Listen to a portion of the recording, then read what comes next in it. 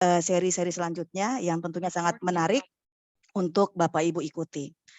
Jadi yang pertama adalah kita sekarang berada pada acara pembukaan dan kemudian kita akan ikuti dengan menyanyikan lagu Indonesia Raya dan Mars PPNI dan kemudian akan dilanjutkan dengan pembacaan doa dan kemudian laporan Ketua Panitia. Dalam kesempatan ini Ketua Departemen Penelitian, Pendidikan dan Pelatihan Himpunan Perawat Informatika Indonesia, Bapak Muhammad Heri Kurniawan Skep Mkep yang Nurse Mkep yang akan menyampaikan laporan Ketua Panitia sekaligus juga untuk membuka acara pada pelatihan kita, webinar kita pada pagi hari ini.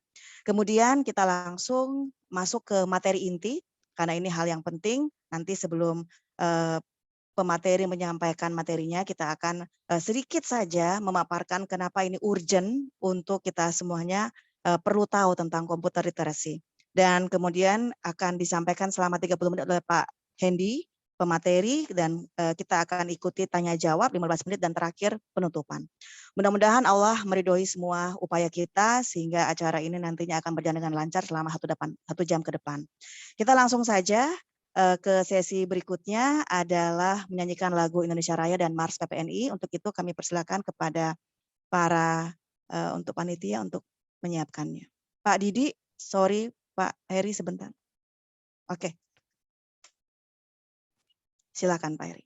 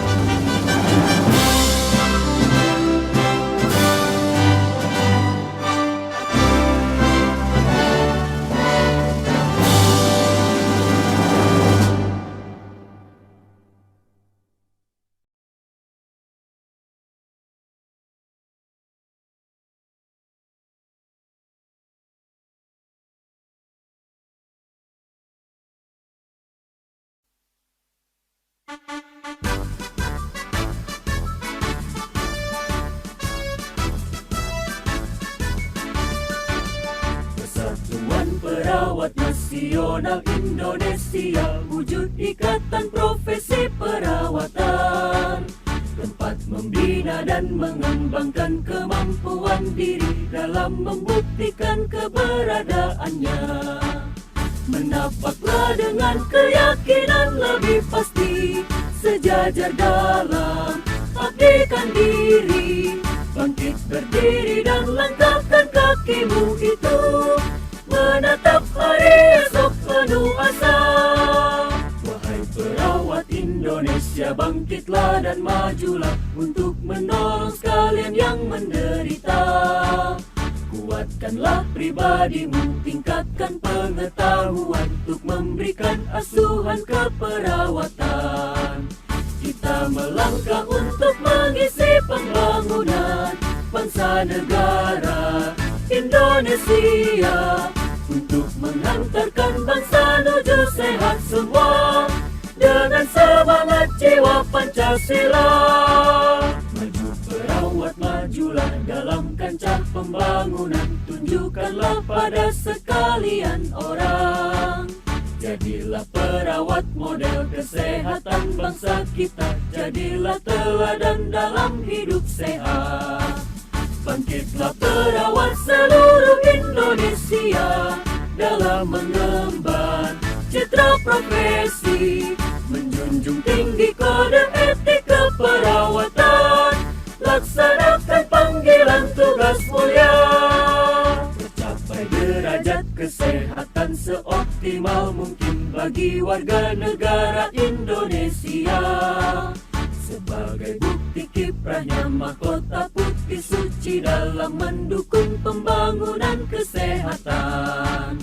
Dengan organisasi PPNI yang kokoh, padu bersatu, serta selaras, perawat Indonesia akan mampu angkat citranya di mata insan dunia.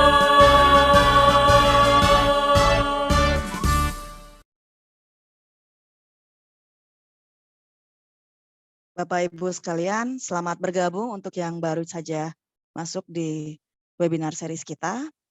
Tadi kita sudah sama-sama menyanyikan lagu Indonesia Raya dan juga Mars PPNI.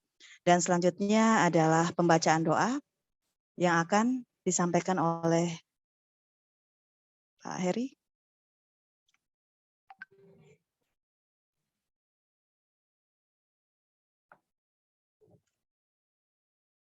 Sudah ada Pak Heri.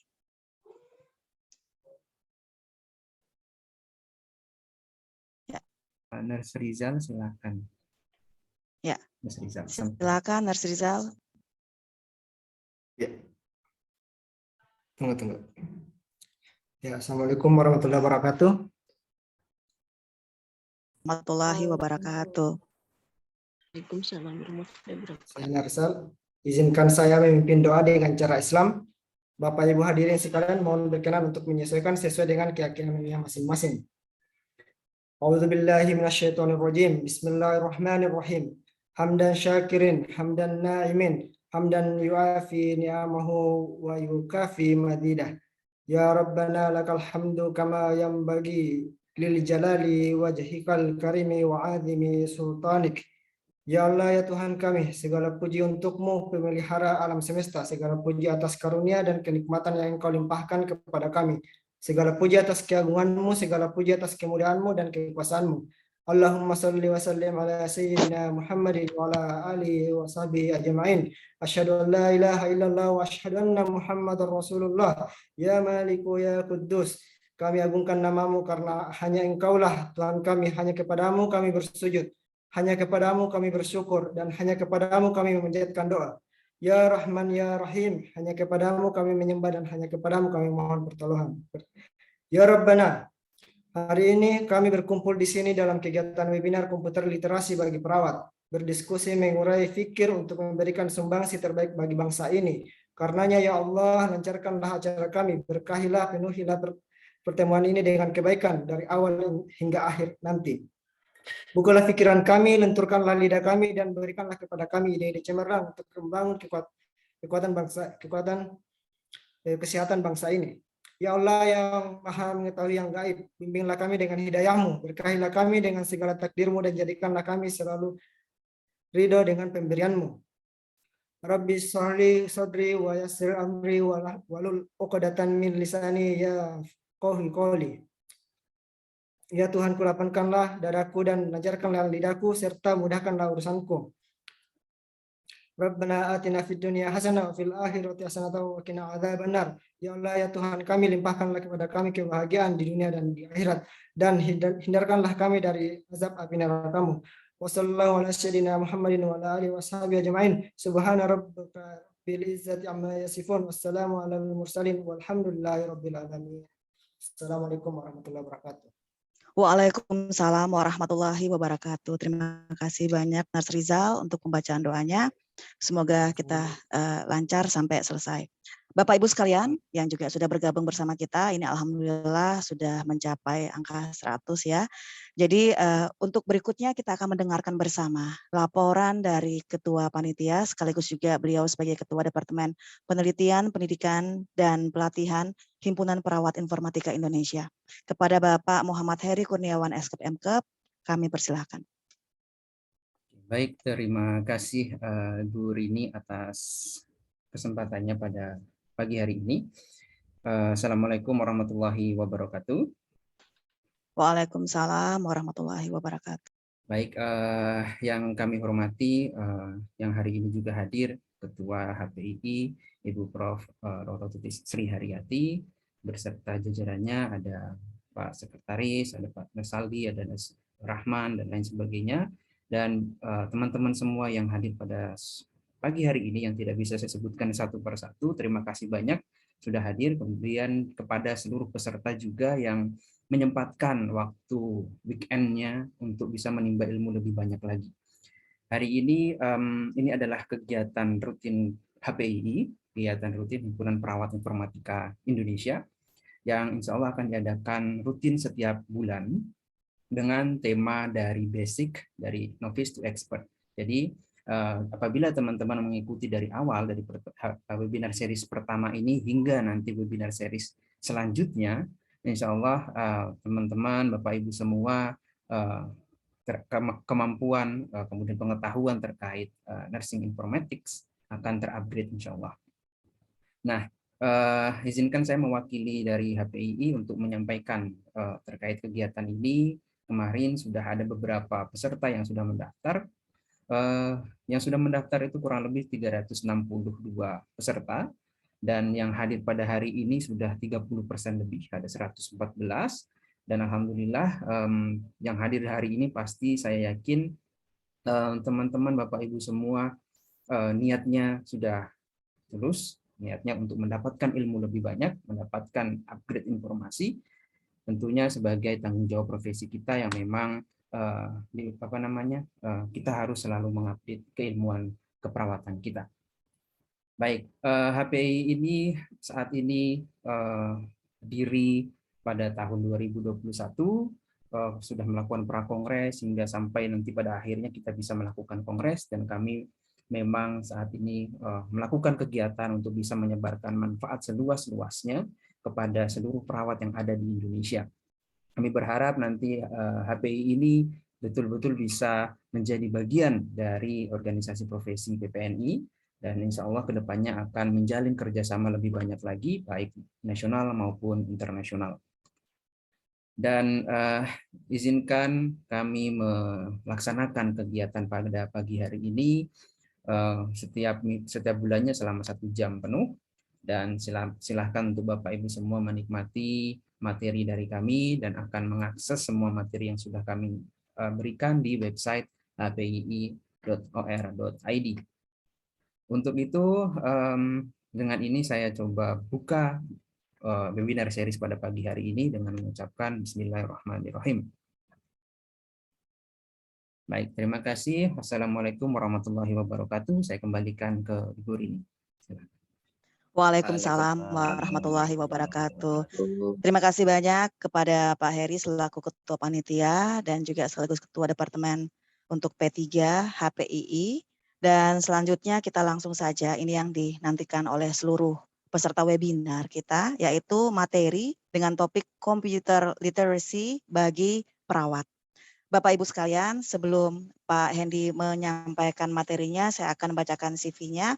Namun ada beberapa hal penting juga, karena ini juga banyak pertanyaan ke kami ketika kita coba sharing kepada publik tentang materi Computer Literacy bagi perawat. Bapak Ibu sekalian, tadi juga sudah disampaikan oleh Bapak Ketua, tapi ada hal penting juga yang ingin kami sampaikan kepada peserta lainnya, sekaligus juga nantinya ketika ini dimasukkan dalam YouTube untuk akun HPII, bahwa sesuai dengan keputusan Menteri Kesehatan Republik Indonesia nomor HK 0107/Menkes/425 tahun 2020 tentang standar profesi perawat, bahwa sistem informasi keperawatan atau kesehatan ini menjadi suatu bagian penting dalam standar profesi perawat, yaitu masuk dalam area pengembangan kualitas personal dan profesional.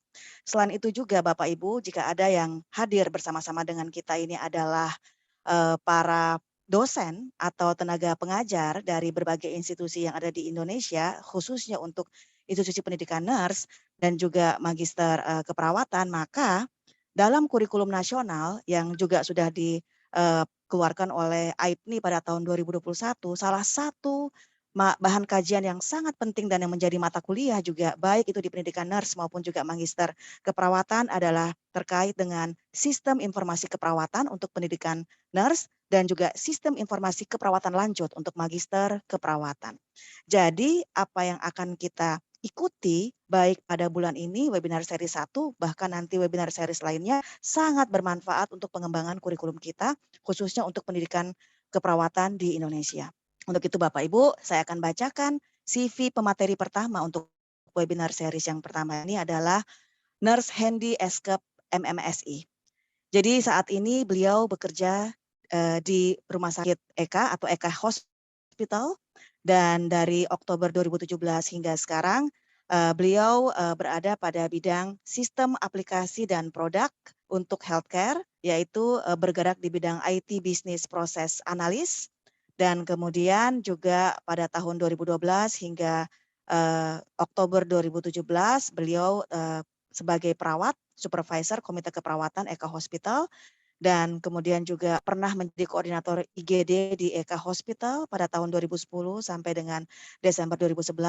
Kemudian pada tahun 2008 sampai dengan 2009 Desember itu beliau sebagai staf IGD dan kemudian juga pernah selain bekerja di Eka Hospital bekerja juga sebagai perawat di Rumah Sakit Pelabuhan Jakarta dan mengawali karirnya di RSUD Tasikmalaya. Itu untuk pengalaman kerja dari Nurse Handy dan kemudian untuk educational background, Nurse Handy mengawalinya dari pendidikan Akademi Keperawatan Depkes RI Tasikmalaya tahun 97, kemudian beliau lanjut di Universitas Indonesia pada tahun 2003 untuk eskepnya, kemudian profesinya pada tahun 2004 juga di Universitas Indonesia dan lanjut untuk magister manajemen sistem informasi, di situ beliau mendapatkan gelar MMSI beliau di Universitas Bina Nusantara Jakarta. Sangat banyak pendidikan non formal yang telah diikuti oleh Nurse Handy dan yang sangat menarik dan sangat penting buat kita ketahui di sini adalah beliau adalah juga pernah menyelesaikan pendidikan non formal untuk beberapa training seperti yang diselenggarakan oleh KARS, kemudian Perdaki, Premisis, BNSP dan juga HL7. Pengalaman akreditasi beliau sangat banyak, mulai dari tahun 2010 untuk JCI sampai 2017, kemudian juga akreditasi KARS dari 2009, 2012, dan 2014. Artinya semua periode beliau ikuti, dan ini alhamdulillah karena kita sangat membutuhkan informasi nanti yang terkait dengan komputer literasi bagi perawat ini. Dan implementasi SIM rumah sakit juga sudah beliau lakukan, ini yang penting sekali untuk nursing informatics. Beliau telah menerapkannya di Eka Hospital BSD, Eka Hospital Cibubur, Eka Hospital Bekasi, dan juga Eka Hospital Pekanbaru.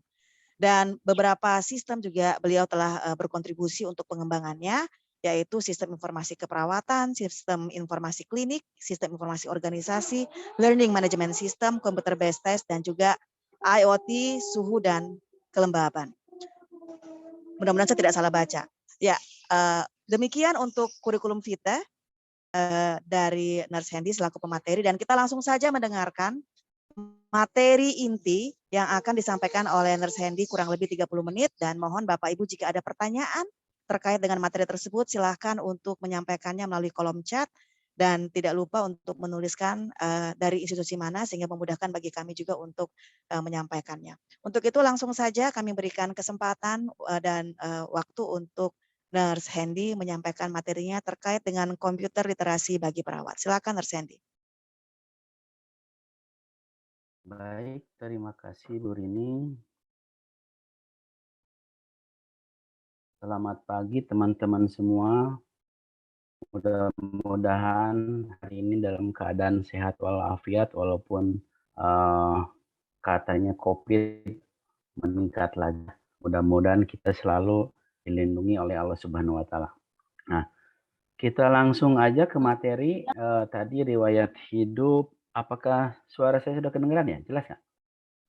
Jelas sekali. Jelas, sekali, Pak. Pak Heri. Jelas Pak Hendi. Ya, Pak Riwayat Hendi. hidup nanti sudah disebutkan tadi sama Bu Rini. Ini kita latar belakang kenapa kita harus meningkatkan literasi komputer kita walaupun kita sebagai perawat gitu ya. Nah, era sekarang ini kita pada era industri 4.0 di mana segala industri itu sudah menggunakan komputerisasi dan internet, termasuk juga di rumah sakit. Tentu semuanya menggunakan internet dan komputer. Begitu juga era society 5.0. Ini adalah orangnya. Kita sebagai manusia hidup sosial, kita tidak lepas dari teknologi komputer, terutama smartphone. Pak Hendi, mohon maaf, Pak Hendi, Ya. belum slideshow, Pak Hendi.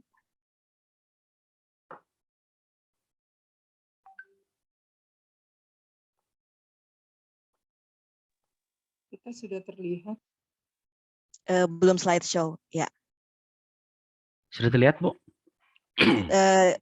Posisinya belum slideshow, Bapak. Masih. Oh, maksudnya. Iya. Ya. Oke. Nah, Society 5.0 itu maksudnya kita dalam menjalankan hidup sehari-hari, kita tidak lepas dari teknologi, terutama smartphone. Kita bangun tidur sudah pegang komputer, sudah pegang smartphone gitu ya. Ini juga dipercepat implementasinya oleh pandemi, gitu ya. Tentu saja akhirnya kita tidak bisa melepaskan diri dari penggunaan komputer, sistem informasi dan informasi teknologi. Ini tadi sudah dijelaskan oleh Neseri, saya skip saja. Nah, ini adalah kompetensi perawat yang mungkin insya Allah kalau kita bergabung dengan PPNI, kita memiliki kompetensi perawat informatik yang terdiri dari literasi komputer, yang saat ini kita mau sampaikan materinya. Selain itu juga literasi tentang informatika dan keterampilan manajemen informatika. Mungkin ke depan kita bisa agendakan untuk semua literasi ini. Mungkin kalau tidak cukup dengan webinar, kita bisa mengadakan workshop baik online ataupun offline kalau sudah diizinkan. Nah, selanjutnya adalah komputer dasar. Karena kita bekerja sekarang dengan komputer, walaupun kita sebagai perawat, kenapa kita harus mengenal komputer lebih dalam lagi di era sekarang ini?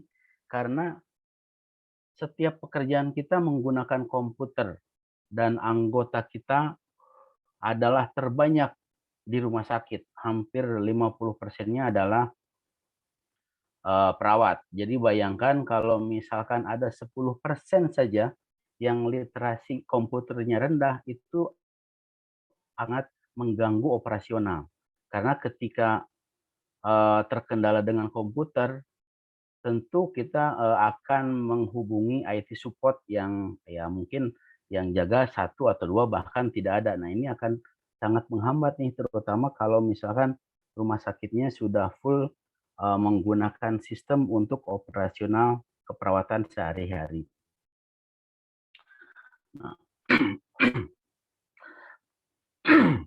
Nah, banyak sekali kalau misalkan literasi kita kurang, banyak hal-hal yang sepertinya lucu gitu, tapi ternyata kejadian di user itu. Misalkan user meminta tolong kepada IT support-nya karena printernya tidak jalan. Setelah diselidiki ternyata kabel powernya dipakai untuk ngecas handphone. Nah, hal-hal seperti itu sepertinya lucu tapi kejadian gitu pada kenyataannya. Kemudian kita juga harus mengenal sistem operasi yang kita pakai di rumah sakit, kemudian apa saja, bagaimana menggunakan perangkat lunak dengan tepat. Jadi maksudnya apa nih kalau misalkan kita mau menganalisa, kita bisa pakai Excel, mau bikin pengolah kata, kita bisa pakai Word. Gimana kalau misalkan ternyata Microsoft Office-nya tidak ada?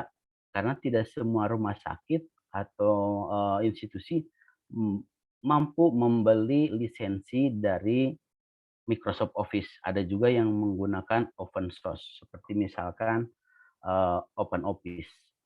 Kemudian juga bagaimana menggunakan perangkat eksternal seperti printer, kemudian mic, mikrofon, dan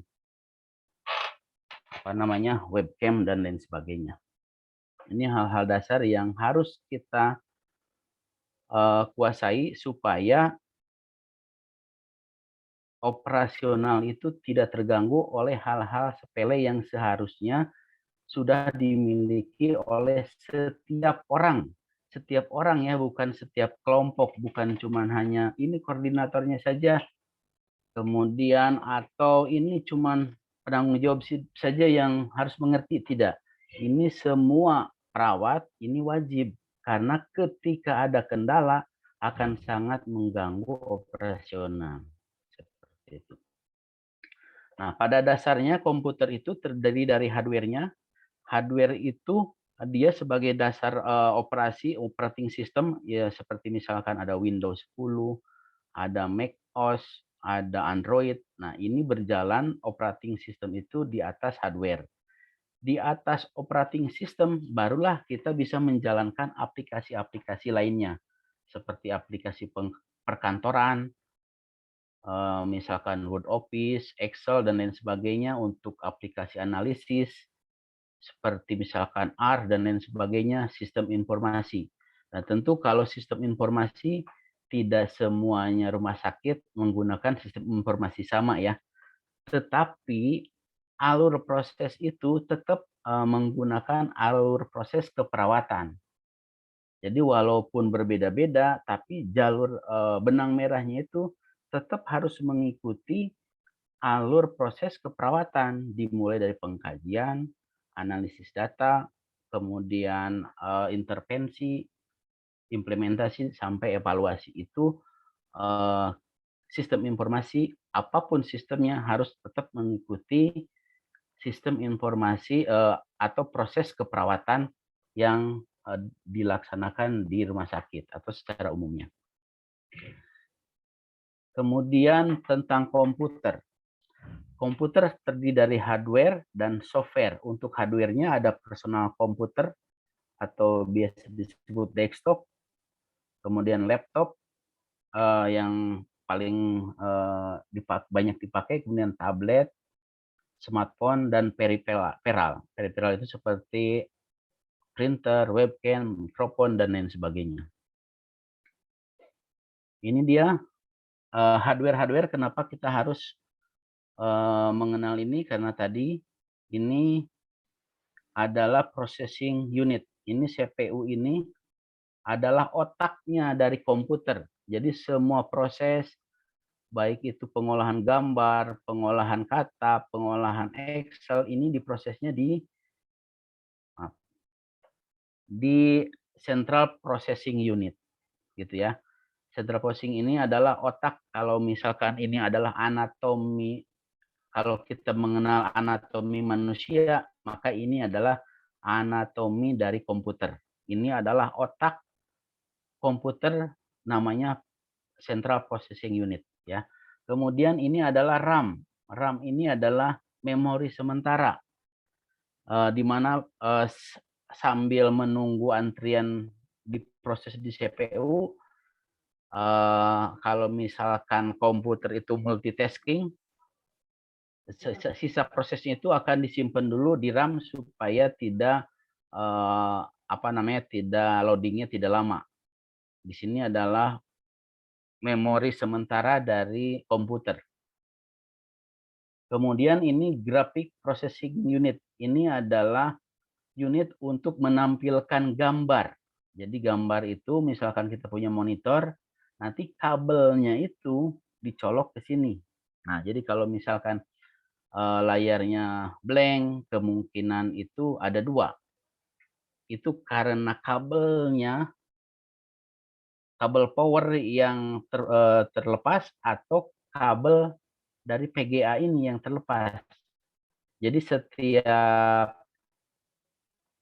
peralatan itu selalu terdiri dari dua kabel. Satu kabel power, satu lagi kabel data.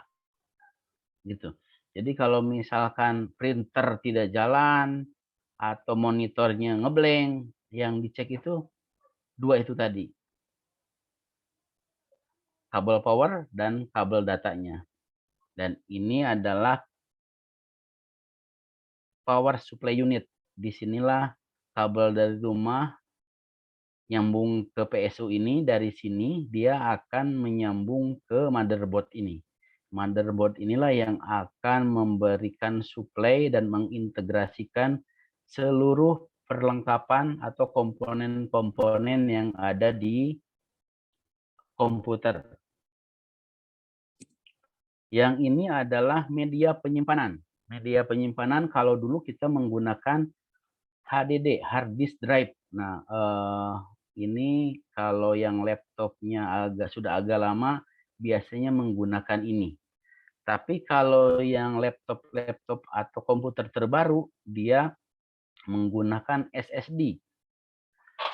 Dia kecepatannya lebih tinggi dibandingkan dengan hard disk ini. Jadi kalau kita mencari laptop, cari yang spesifikasinya sudah menggunakan SSD. Karena dia lebih cepat daripada hard disk drive ini. Kalau hard disk drive ini kan dia merupakan disk yang berputar, di mana data ini harus dicari oleh optiknya itu.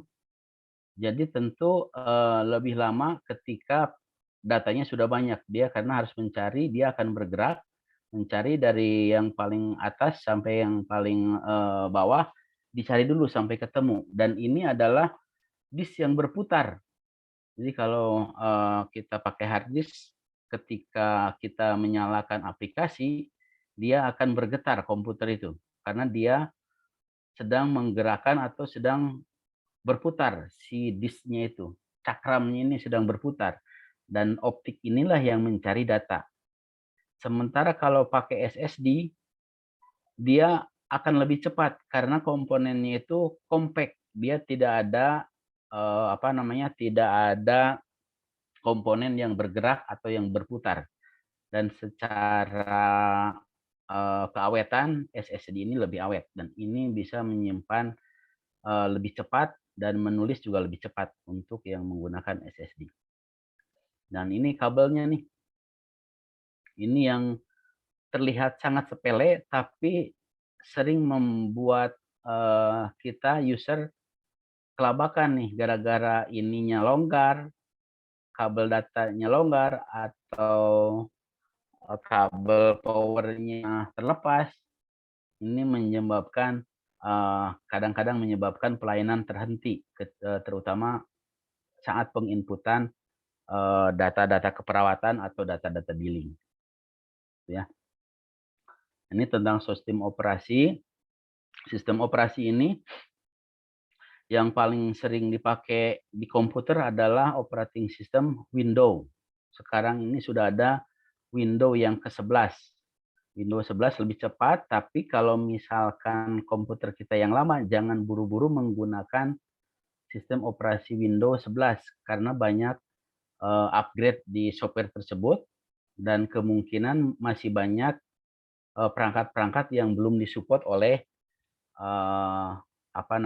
Windows 11. Jadi sebaiknya nunggu 2 atau 3 tahun lagi, kecuali kalau kita beli laptop yang sistem yang Windows-nya sudah 11, sudah paket di laptop tersebut. Tapi kalau misalkan laptop kita masih Windows 10, jangan buru-buru upgrade ke Windows 11. karena mungkin ada beberapa komponen yang tidak berjalan. Kemudian ada juga yang namanya driver. Driver ini adalah penghubung antara komputer, sistem operasi dengan perangkat kerasnya. Biasanya kalau misalkan kita beli handphone, beli printer, beli scanner, dia akan menyertakan CD-nya atau dia menyediakan link untuk menginstal drivernya. Inilah komunikasi antara sistem operasi dengan perangkat keras yang kita beli, itu namanya driver. Jadi kalau misalkan kita beli tanpa driver, ya printernya kemungkinan tidak berjalan, tidak bisa ngeprint. Tetapi kalau misalnya printernya seumur dengan laptopnya, biasanya si driver ini sudah embed, sudah sudah terinclude dengan operating systemnya. Kemudian ada aplikasi perkantoran, sangat banyak. Ini aplikasi perkantoran termasuk Microsoft Office, tapi tidak terbatas Microsoft Office ya. Misalkan Microsoft Office, Excel, dan lain sebagainya. Ada lagi selain itu seperti misalkan WPS atau Open Office yang sering digunakan. Kemudian juga termasuk sistem informasi. Sistem informasi ini ya mungkin ada yang menggunakan HOP, ada yang menggunakan tracker, kemudian di tempat kami menggunakan SAP. Dan tentu saja cara menjalankannya berbeda-beda, tetapi tetap alurnya sistem yang bagus tetap harus mengikuti operasional dari rumah sakit tersebut, tidak sebaliknya. Jadi kita yang harus menyesuaikan dengan sistem informasi, tidak. Tapi justru sistem informasi itu yang harus mengikuti alur dari rumah sakit. Atau bahkan kalau misalkan bisa mengoptimize proses, misalkan step pendaftaran dari 5 langkah menjadi 2 langkah atau 3 langkah, itu lebih baik kalau bisa seperti itu. Tetapi intinya kita harus sistem tersebut harus mengikuti dari alur proses rumah sakit, bukan sebaliknya. Lain-lainnya mungkin ada yang penunjang-penunjang seperti misalkan untuk chat, untuk WA dan lain sebagainya. Ini tentu tidak terlepas dari itu, tapi mungkin kita tidak sebutkan di sini. Nah, ini adalah operasi perkantoran yang sering kita gunakan, tetapi tidak tidak terkait dengan, tidak hanya ini saja. Di formula Excel kita sedikit simulasi menggunakan bagaimana perlunya kita mendalami aplikasi-aplikasi yang sering kita gunakan. Ini sebagai contoh saja, misalkan kita memiliki diagnosis yang menggunakan karakter kecil semua. Nah, kita pinginnya harus menggunakan kapital. Nah, kita jangan seperti ini nih. Ya kan, kalau misalkan kita nggak paham, tentu kita akan mengetikkan kembali dengan huruf kapital. Tapi kalau kita paham bagaimana cara menggunakan Excel, ini akan sangat memudahkan sekali, gitu ya. Dan kalau misalkan kita mau copy, tinggal tarik. Tapi ada lagi yang lebih cepat daripada menarik seperti ini. Misalkan kita klik di sininya, kita arahkan kursornya ke sebelah kanan sampai ikonnya itu berubah menjadi tanda plus yang hitam. Kemudian double klik di sini. Dia akan otomatis nge-copy. Jadi sangat mempermudah sekali kalau kita paham bagaimana menggunakan sistem. Gitu. Begitu juga misalkan kalau pingin yang awalnya depan saja, yang besar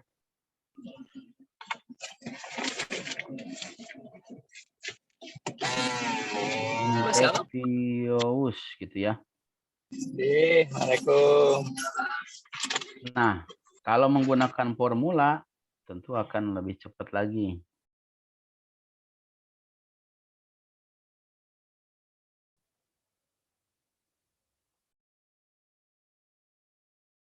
Seperti itu. Nah, ini tentu tidak bisa dipahami hanya dengan seminar saja.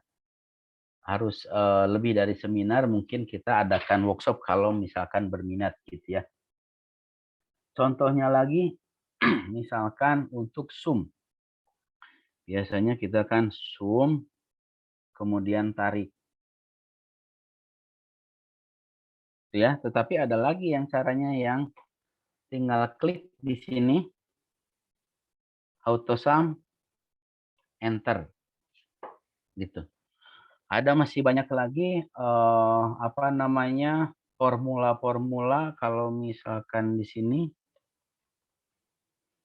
formula Excel ada banyak sekali formula yang bisa kita gunakan yang akan sangat bermanfaat sekali kalau kita memahami dan bisa menggunakannya. Misalkan kayak seperti VLOOKUP dan lain sebagainya, terutama untuk pengumpulan data, kemudian menambahkan, bagaimana kita mengukur 10 besar penyakit, menghitung bor, atau mungkin kalau misalkan dosen, bagaimana cara membuat sistem penilaian yang kita input angka-angkanya, kemudian input pencapaiannya, angka, dan kemudian hurufnya, nilainya akan muncul dengan otomatis. Seperti itu tentu akan sangat bermanfaat sekali ya.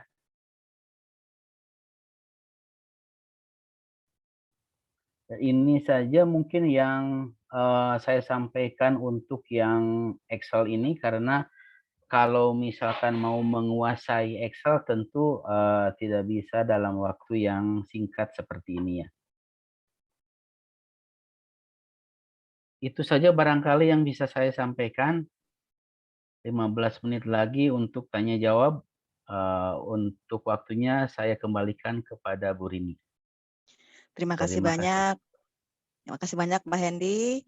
Baik Bapak Ibu sekalian, tadi kita sudah mendengarkan pemaparan materi dari Pak Hendy terkait dengan komputer literasi bagi perawat, dan sudah banyak tadi yang mungkin di antara Bapak Ibu ada yang mungkin sudah punya pengetahuan sebelumnya, prior knowledge-nya tidak masalah, tetapi memang target kami semua ini adalah untuk memberikan informasi-informasi yang bertahap, karena kita rencananya webinar ini melakukannya secara berjenjang. Jadi yang awal ini basic dulu, basic knowledge tentang komputer literasi, dan jadi Bapak Ibu yang saya lihat di sini dari berbagai rumah sakit yang ada di Indonesia, tentunya tidak semua juga adalah komputer savvy atau komputer literate yang paham benar tentang komputer. Jadi tadi dari Pak Hendy sangat menarik karena sudah dijelaskan. Bahkan ada yang sangat menarik ini Pak, yaitu HDD dan SD yang mungkin tidak semua kita paham. Rumah sakit komputernya baru tapi karena lambat ganti. Padahal itu kan cost juga gitu. Jadi itu juga yang perlu diperhatikan. Oleh karena itu silahkan Bapak Ibu, ini saya dari tadi mencoba melihat di chat room-nya ini belum ada yang bertanya terkait dengan materi dari Pak Hendy. Silakan bisa langsung raise hand jika ada pertanyaan. Kita masih punya waktu 15 menit. Sebelum kita tutup, silakan kalau ada yang ingin menyampaikan secara langsung, kami persilahkan. Ya, dari Pak Joko Suwito, di sini ada pertanyaan Pak Hendy. Assalamualaikum, salam sehat. Mohon info terkait diagnosis gangguan hardware. Ada tips dan pengalaman pakai tools apa ya dari Polkes Baya? Terima kasih Pak Joko. Mungkin langsung saja Pak Hendy untuk disampaikan penjelasannya, silakan Pak. Baik ya, waalaikumsalam. Pak siapa tadi? Pak Joko. Pak Joko ya. Nah Pak Joko, untuk yang hardware seperti ini, setiap komputer yang baru biasanya mereka punya tool sendiri untuk mendiagnosis. Tetapi kalau misalkan komputernya mati sama sekali, kita punya sistem operasi Linux dan USB itu sangat bermanfaat sekali untuk membangunkan kembali komputer yang sudah mati. Jadi kita install dulu Linux-nya ke dalam USB, kemudian komputer nanti bisa dinyalakan oleh USB tersebut. Nah, itu dengan kondisi hard disk mati sekalipun komputer bisa nyala. Tapi kalau misalkan menggunakan tools tersebut, mungkin saya bisa share ininya ya, apa namanya, tools-toolsnya. Silakan Pak Hendi. Net. Sebentar, saya cek dulu.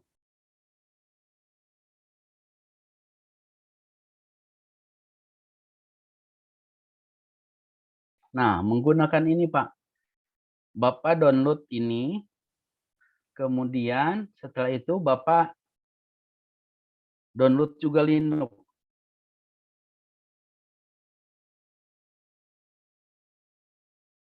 Di sini ada Pak Rusdi sebenarnya yang paling ahli di bidang perangkat keras seperti ini. Nah, dari sini bisa milih biasa yang sering saya gunakan ini Ubuntu Mint, ini yang paling sering digunakan. Kemudian untuk yang tingkat berat bisa pakai Red Hat atau SUSE dan lain sebagainya. Tapi kita gunakan ini, jalankan netbooting ini, kemudian install ke USB. Nanti USB-nya itu bisa nge-boot komputer dengan menggunakan USB. Dari situlah kita bisa mengecek lebih lanjut lagi apa yang hard disk yang bermasalah. Kalau misalkan kita untuk fan, kita juga ada pas fan monitor gitu kan. Nah, ini bisa digunakan untuk mengecek bagaimana kipasnya, karena kalau kipasnya juga berhenti ketika terjadi overheat, dia akan langsung mati komputer tersebut. Gitu. Jadi kita harus monitor kipasnya dan tentu perangkat-perangkat yang lainnya juga tentu harus dimonitor, tetapi si fan dan unit booting ini akan sangat bermanfaat kalau komputer kita sedang bermasalah. Seperti itu barangkali Pak Joko. Pak Joko. Ya, terima kasih Pak Hendi. Tadi juga saya sempat melihat melihat ada yang raise hand, Bu Tuti Siniwati, Mas dari Unhas, silakan kalau ingin bertanya. Tadi sempat raise hand saat Pak Hendi menjelaskan. Silakan Bu Tuti jika masih ingin bertanya. Ya, Tidak? siap, Bu Rini. Oh, ya silakan. Ya, baik, makasih atas kesempatannya Bu Rini. Ya, jadi tadi saya sempat mendengar terkait dengan Windows 11 ya Pak Hendi, bahwa disampaikan bahwa jangan terlalu terburu-buru untuk mengupdate Windows 11. Nah ini yang sudah Pak terjadi. Saya sudah menginstal Windows tersebut dan saya melihat tampilan dari Windows 11 ini sangat bagus, termasuk fitur-fiturnya juga sangat bagus dibandingkan dengan Windows 10. Nah, pertanyaan saya Pak, tadi disampaikan bahwa ada aplikasi tertentu yang tidak didukung oleh Windows tersebut. Mungkin bisa disampaikan Pak, apakah yang mana saja, yang aplikasi mana saja yang tidak didukung oleh Windows 11 tersebut. Kemudian pertanyaan kedua Pak, terkait dengan bawaan laptop yang sekarang kan yang terbaru kan sudah bukan hard disk dipakai ya Pak ya, tapi SSD. Ya. Nah, kira-kira keuntungannya Pak, apakah akan terpengaruh di SSD-nya ini, apakah dia akan lebih cepat dengan Windows 11 atau malah memperlambat Pak ininya, kan harusnya kan kalau SSD dia lebih cepat. Nah, apakah dengan Windows 11 ini akan terbentur di masalah itu, apakah tidak? Itu yang pertanyaan saya, Pak. Mungkin karena saya baru mau update, jadi Ya. belum mengetahui lebih detail aplikasi mana saja yang tidak disupport oleh Windows 11 ini. Mungkin itu Pak Hendy, makasih banyak. Bu. Silakan. Ya, Makasih banyak Bu terima Tuti untuk kasih pertanyaan. banyak. Silakan Pak Hendy. Terima kasih Bu Tuti pertanyaannya. Untuk apa namanya, dari journey-nya si Microsoft itu ada beberapa perubahan, ada yang update-nya itu hanya perubahan di sistemnya, tapi juga ada upgrade besar. Seperti misalkan dari XP ke Windows Vista, itu banyak sekali perubahannya yang menyebabkan Microsoft itu mempunyai format baru seperti misalkan XLS menjadi SLSX gitu ya, dan kompabilitasnya itu yang kita belum ketahui, dan di apa namanya di Microsoft-nya sendiri pun tidak disebutkan apa saja yang didukung dan apa yang tidak. Nah, ini si komputer itu harus kompatibel satu sama lain. Misalkan kita menggunakan laptop dengan DDR3, kemudian si apa namanya mainboard-nya juga harus menggunakan yang kompatibel. Nah, begitu juga dengan aplikasi-aplikasinya. Kalau misalkan sekarang apa namanya aplikasi itu menjadi Windows 10 dan 11, itu seperti upgrade dari Windows XP ke Windows Vista. Nah, itu banyak sekali perubahan di Windows Vista, dan begitu juga di Windows 11 ini. Windows 11 ini banyak perubahan yang kita belum tahu nih apa dampaknya terhadap hard disk atau komponen-komponen lainnya yang ada di komputer yang sekarang kita pakai gitu. Jadi kita belum tahu dampaknya, mana aja yang sudah disupport dan apa saja yang sudah disupport. Kalau misalkan berjalan dengan lancar, itu alhamdulillah, berarti komputer kita mungkin masuk yang komputer yang sudah lebih update gitu ya. Nah, terkait sama SSD itu sebenarnya sama-sama penyimpanan, tapi kecepatannya itu jauh melebihi dari hard disk. Karena itu tadi secara fisik hard disk itu kalau melakukan pencarian dia harus berputar.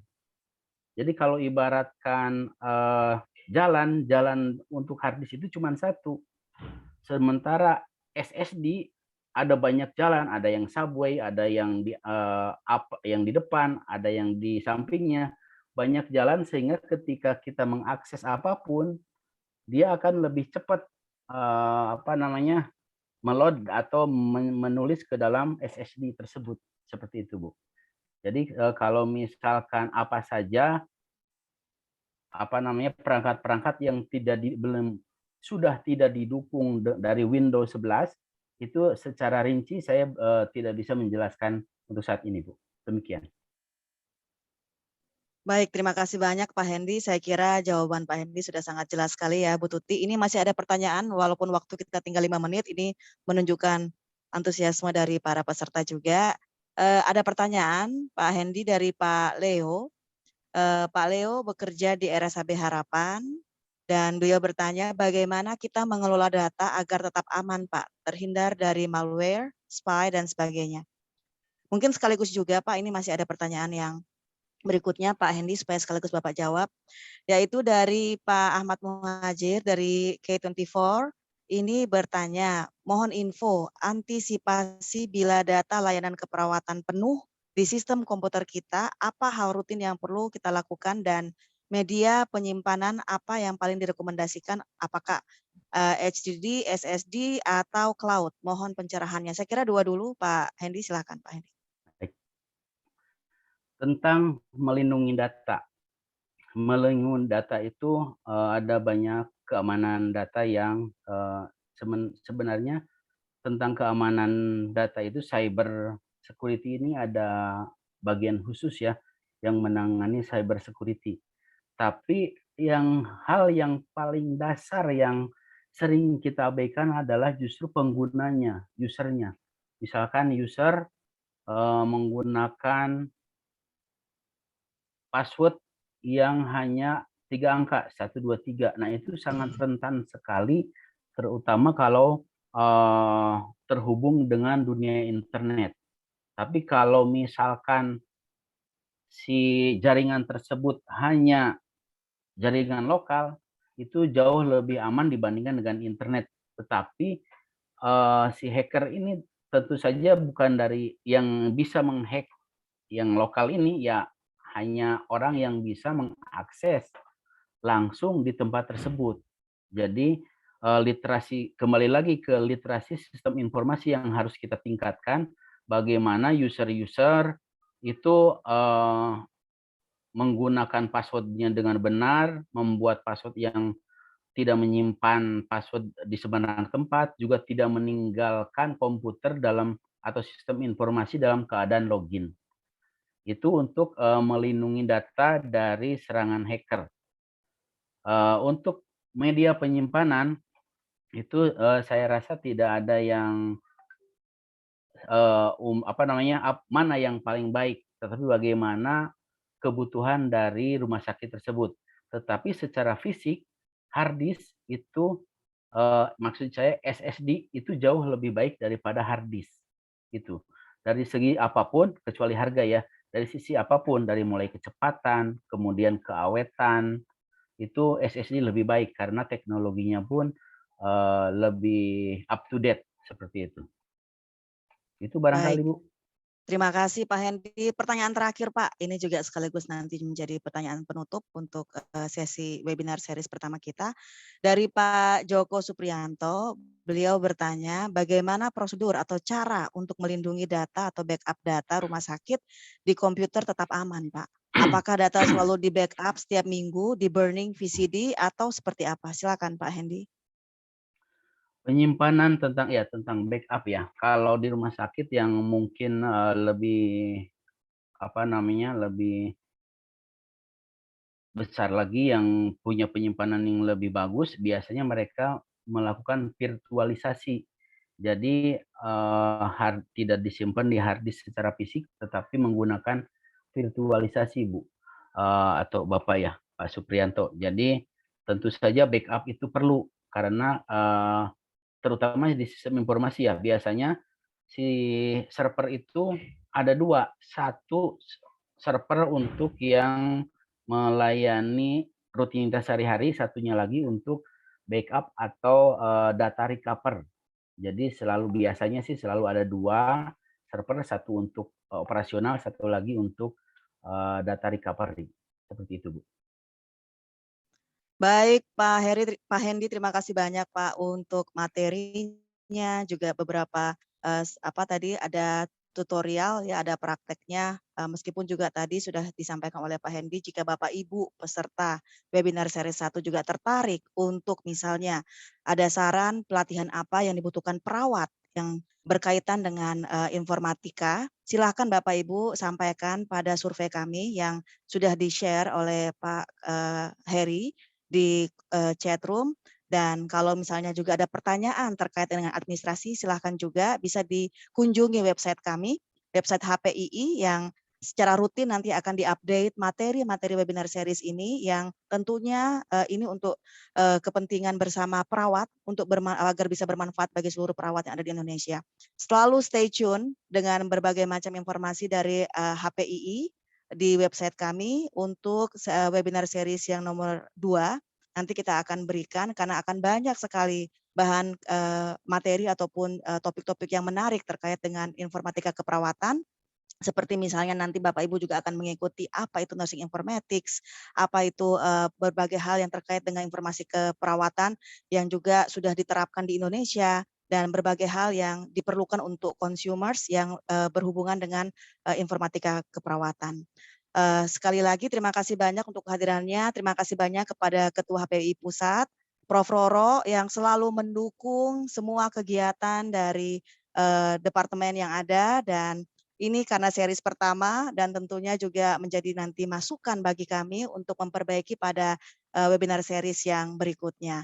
Sekali lagi terima kasih kepada pemateri, kepada panitia yang juga sudah hadir, dan seluruh pengurus dari HPI Pusat yang juga hadir bersama-sama dengan kita. Demikian dari kami, jangan lupa untuk sekali lagi mengunjungi website HPII untuk informasi yang berikutnya. selain nanti juga melalui media sosial yang juga ada dari HPI. Dan ada masukan terakhir ini Pak Hendy selaku Wakil Ketua juga, durasi webinar HPII agar ditambah lagi. Akan kami catat Pak, dan juga akan kita diskusikan dengan pengurus HPII, dan tujuannya sangat penting sebenarnya Bapak Ibu agar tidak terlalu banyak memakan waktu buat Bapak Ibu, tetapi informasi yang disampaikan ini yang diperlukan oleh seluruh perawat. Demikian dari kami, mohon maaf jika ada kesalahan kata, dan sukses selalu untuk seluruh perawat Indonesia khususnya yang tertarik dan juga berkecimpung di bidang informatika kesehatan. Demikian dari kami, wabillahi taufik wal hidayah. Wassalamualaikum warahmatullahi wabarakatuh. Waalaikumsalam. Waalaikumsalam warahmatullahi wabarakatuh. Waalaikumsalam warahmatullahi wabarakatuh. Terima kasih semuanya. Terima kasih semuanya, Bapak Ibu. Terima kasih atas kehadiran.